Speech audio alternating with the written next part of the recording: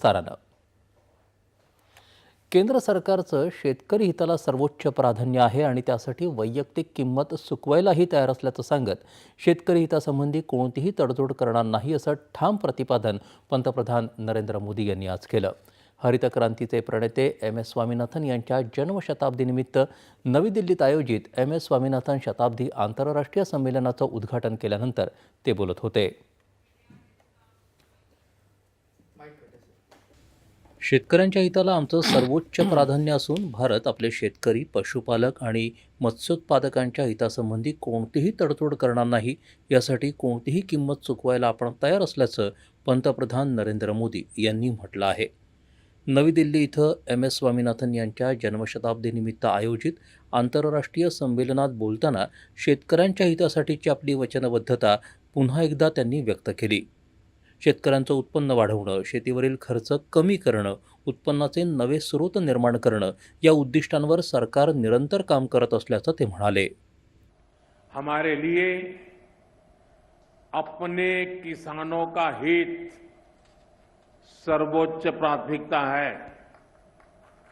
भारत अपने किसानों के, पशुपालकों के और मछुआरे भाई बहनों के हितों के साथ कभी भी समझौता नहीं करेगा.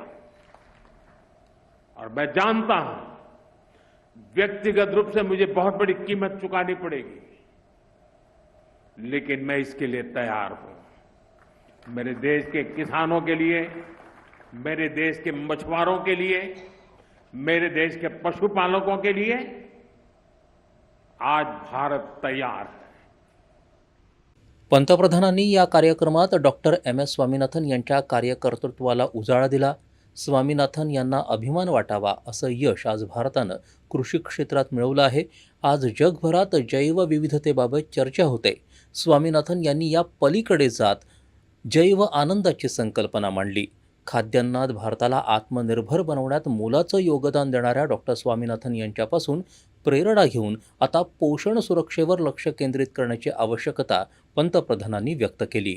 21वीं सदी का भारत विकसित होने के लिए पूरी जी जान से जुटा है और ये लक्ष्य हर वर्ग, हर प्रोफेशन के योगदान से ही हासिल होगा. डॉक्टर स्वामीनाथन से प्रेरणा लेते हुए अब देश के वैज्ञानिकों के पास एक बार फिर इतिहास रचने का मौका है. पिछली पीढ़ी के वैज्ञानिकों ने फूड सिक्योरिटी सुनिश्चित की. अब न्यूट्रिशनल सिक्योरिटी पर फोकस करने की आवश्यकता है. हमें बायो फोर्टिफाइड और न्यूट्रिशन से भरपूर फसलों को व्यापक स्तर पर बढ़ाना होगा ताकि लोगों का स्वास्थ्य बेहतर हो, केमिकल का उपयोग कम हो, नेचुरल फार्मिंग को बढ़ावा मिले. इसके लिए हमें अधिक तत्परता दिखानी होगी. पंतप्रधानांनी आपल्या भाषणात हवामान बदलाचं आव्हान, पीक वैविध्य, नवोन्मेष, पारंपरिक ज्ञानाचा उपयोग, विचार आदी मांडले.